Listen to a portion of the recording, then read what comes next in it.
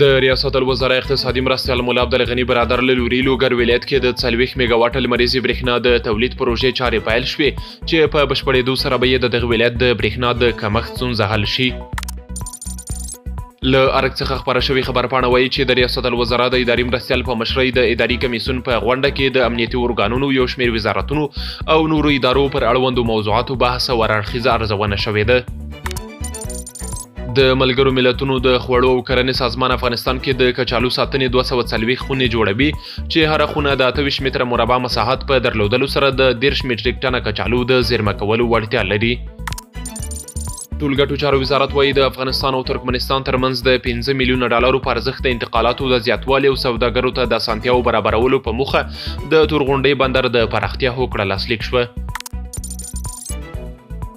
حماس غورځنګ د اسماعیل هونیه د شهادت د لومړي تلین په مناسبت ویلي چې د نوموړي لار به تعقیبوي او د آزاد او خپلواک فلسطین د جوړېدو مبارزه به د بریا تر بریده رسوي.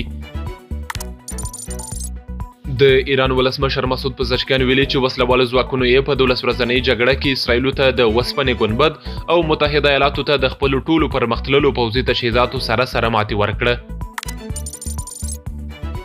او وروستی خبر دا چې د کاناډا لومړي وزیر مارک کارني په تازه څرګندونو کې ویلي چې هیواد یې هوډ لري د 2025 کال په سپټمبر میاشت کې د ملګرو ملتونو په عمومي 8مه غونډه کې فلسطین په رسمیت وپیژني.